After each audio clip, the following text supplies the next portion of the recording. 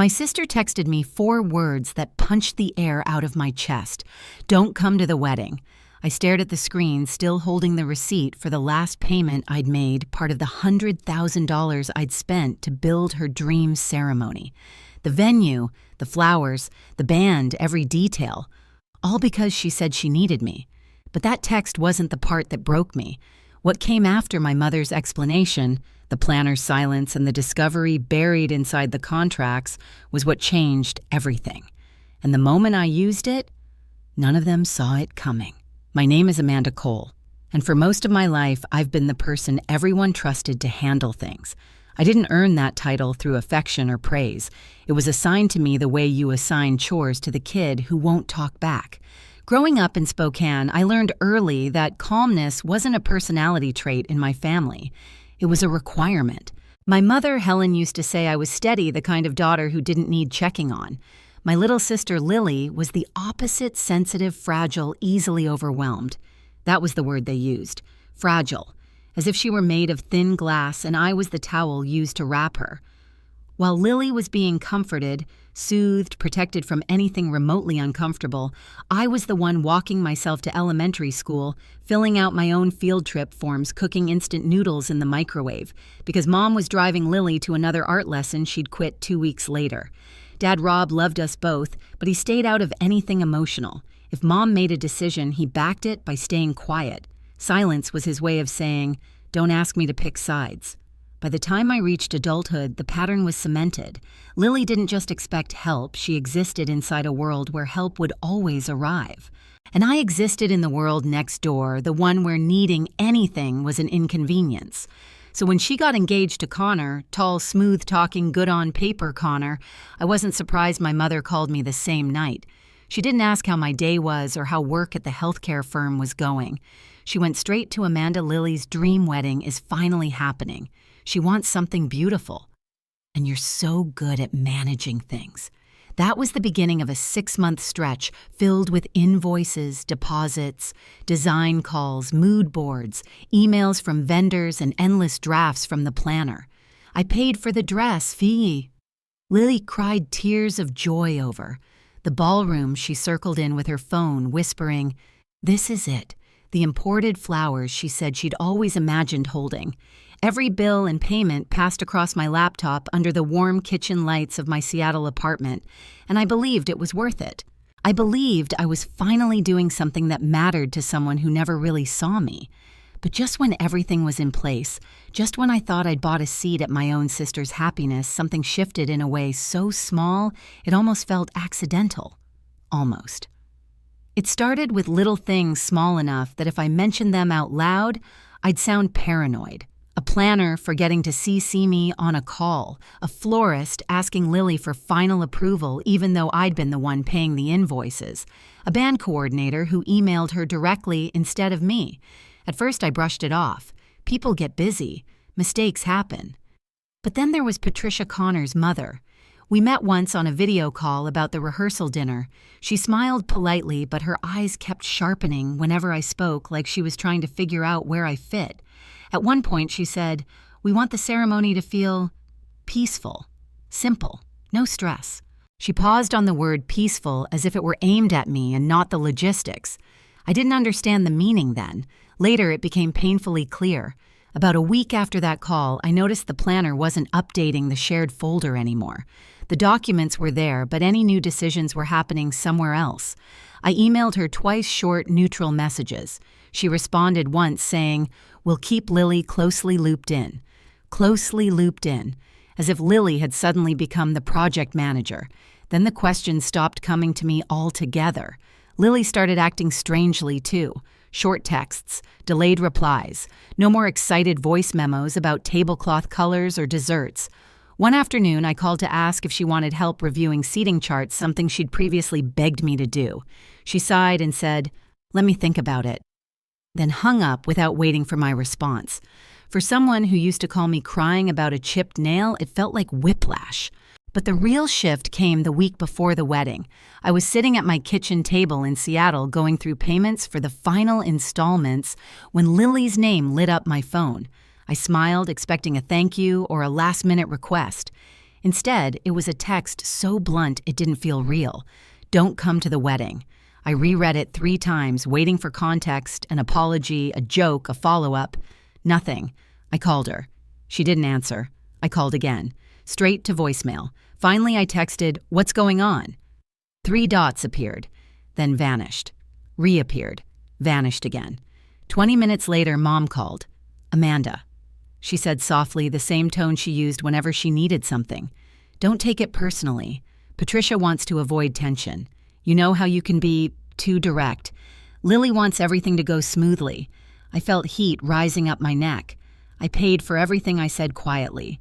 "You're the strong one," Mom replied. "You understand." There it was, that old sentence. The sentence that excused everything. I hung up before she finished talking. For the rest of the night, I sat in my dim kitchen, staring at the contracts open on my laptop. I should have felt heartbroken, or furious, or humiliated. Instead, I felt something sharper clarity, because as I traced the lines of those documents, one detail stood out, pulsing like a beacon I had never noticed before. Every contract, every agreement, every payment, all of it was under one name. Mine. I didn't sleep that night. I sat in my kitchen with only the glow of my laptop and the steady Seattle rain tapping the window.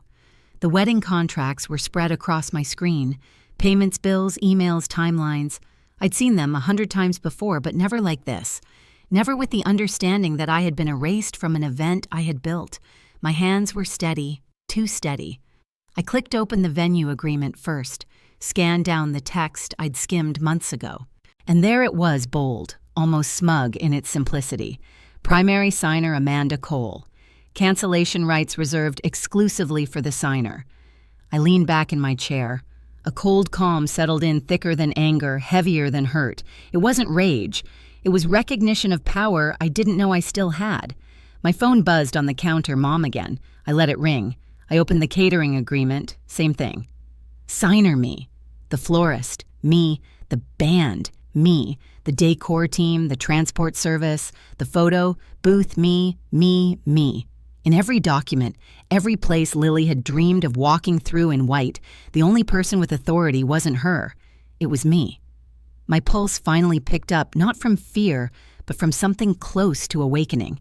At 12:47 a.m., I opened a new email. "Hello, Kimberly." I typed to the venue coordinator, "As the signer on this event, I'm formally requesting cancellation effective immediately." I paused for half a second, breathed, and hit send. One email, then another, to every vendor, every coordinator, every contact who had ever called me such a responsible sister. The replies came quicker than I expected. Received. Understood. Will process the refund according to policy. Thank you for the notice, Amanda. No questions, no hesitation, because I wasn't asking. I was exercising the authority they'd always assumed I'd never use. Around 2 a.m., I made my first call to the Coastal Group, the catering team. The manager, a man named Michael who had spent weeks shaping Lily's perfect menu, answered, sounding half asleep. "Amanda, everything." "All right, I'm canceling," I said simply. "I'm the signer. Please proceed under the contract terms." He exhaled slowly. I figured something like this might happen. We'll take care of it. Next was the florist, then the band, then the transport team. Every call was the same calm voices, quiet acknowledgments, the soft hum of professionals who had seen this kind of implosion before. By 3:30 a.m., my inbox was full of confirmations. The wedding, piece by piece, was collapsing silently, efficiently, exactly the way it had been built. Around dawn, I closed my laptop. The sky outside was a pale silver, the kind Seattle shows only after a long night. I stood up, stretched, and poured myself a fresh cup of coffee. For the first time in years, my chest didn't feel tight. They told me not to come to the wedding. Fine, I wasn't coming. I was taking the wedding with me. The morning after I canceled everything, my phone looked like it was melting. Missed calls stacked to the edge of the screen, voicemails piling up behind them. I didn't listen to a single one. Instead, I made breakfast the same way I always did: eggs, toast, black coffee. The kind of quiet routine that steadied me more than any apology they could have delivered. Around noon, the first real domino fell. A message from the venue coordinator lit up my phone. Lily and her family arrived asking to restore the booking. We informed them the signer must authorize changes. I imagined it perfectly, my mother's smile tightening, Lily's eyes widening, Patricia stepping forward like she could out-negotiate policy. Another email followed. They're upset. We're following procedure. I set the phone face down. By 3 p.m., the text shifted from confusion to panic. Amanda, call me now. Why would you sabotage the wedding? This is humiliating. You're acting unstable. Unstable. The word they used when they didn't want to face what they'd done. I didn't respond. Instead, I opened my laptop and compiled everything, emails, receipts, payments, cancellations into a single folder labeled records. Evidence, not conversation. At 9 p.m., the doorbell rang. No one visited me unannounced ever. I checked the peephole.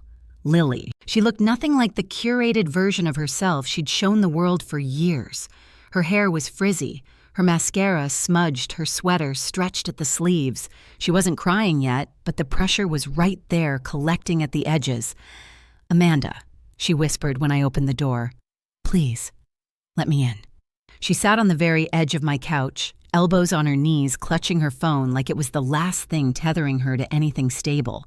Why did you do this? She asked. I kept my voice even. You told me not to come. She shook her head. It wasn't meant literally. Texts are literal, I said. She looked down. I was stressed. Patricia said it might be calmer if you weren't there. She thinks you're too intense. I couldn't help the small laugh that escaped. Intense. Patricia hasn't seen intense. Lily twisted her fingers. I didn't think you'd react like this. How did you think I'd react? I asked. After paying for everything. She didn't answer. Finally, she murmured, Mom said you wouldn't mind. You're strong. You understand. That sentence again, the one they weaponized against me. I stood. I canceled because I was the signer. Because I was removed. Because you expected my money without inviting me. Her chin trembled. We need the wedding back. They said it can't go forward without you. The venue actually told us to contact the signer. They made us wait in the lobby like we were intruding. I nodded once. You were. She blinked hard. Amanda, please, just sign it again. Put it back. Connor's family is furious. You wanted me gone, I said. Now you want me back because you need what I provided, not who I am. The doorbell rang again, 3 sharp presses. Lily flinched. I opened it. Mom stepped inside before I said a word, face tight with a mix of anger and desperation. Behind her stood Patricia, perfectly composed, except for the stiff posture of someone scrambling to maintain authority. Mom started first. Amanda Marie Cole, what is the meaning of this? I folded my arms. The meaning of what? Canceling the wedding, she snapped. You're embarrassing us. You erased me first, I said. Mom waved her hand. We did what we had to do to keep things peaceful. You broke the peace, I replied. You removed me from the wedding I paid for. Patricia stepped forward, voice clipped. We needed a harmonious environment. You complicate things. I stared at her. This is me calm, completely calm. She faltered but recovered. Your behavior proves our concern. My behavior, I repeated. I sent polite cancellations. Meanwhile, you told people I was having a breakdown. Patricia looked away. Mom didn't. Mom crossed her arms. Fix this, Amanda. No, I said simply. Lily's voice broke. Please. The venue said you're the only one who can authorize the reinstatement. They said we'd have to ask you. Her voice cracked on the word ask. She wasn't used to asking me for anything besides money. Then ask, I said quietly. Ask properly. She swallowed hard. Amanda, please, sign it. No. Her knees buckled and she sank into the couch. Mom gasped softly. Patricia stiffened. Why? Lily whispered. Why are you doing this to me? I'm not doing anything to you, I said. I'm doing something for myself.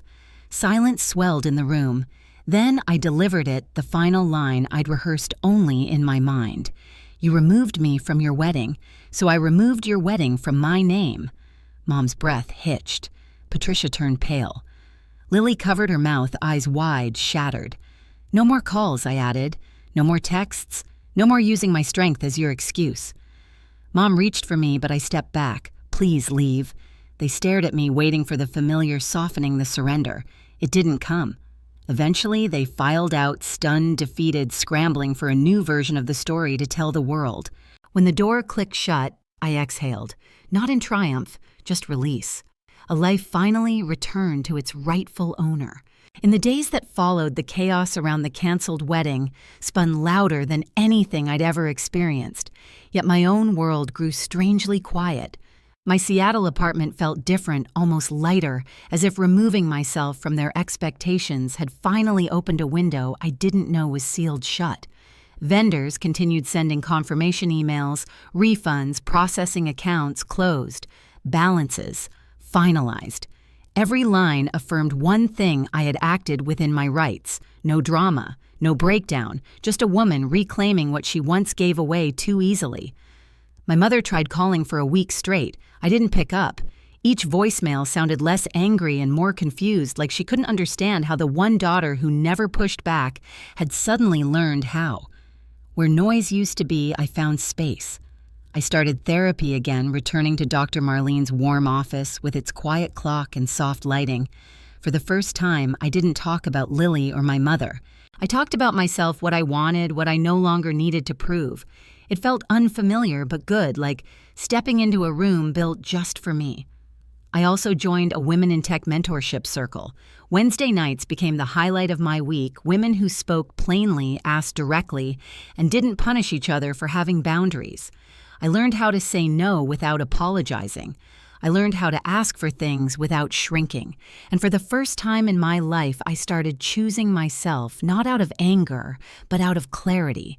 A month later, on a quiet Sunday morning, I walked along Lake Union with a cup of black coffee and realized something simple, but new. My life finally felt like mine.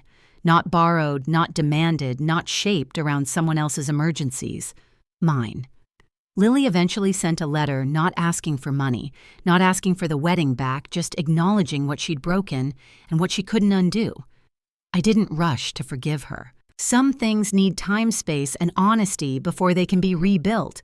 But for once, the choice was mine to make, not an obligation pressed into my hands. And that's the point, isn't it? Boundaries aren't punishments. They're doors you close so peace has somewhere to stay. If you've ever carried a family on your back until you disappeared beneath it, tell me your story in the comments. And if this resonated with you, don't forget to subscribe for the next one.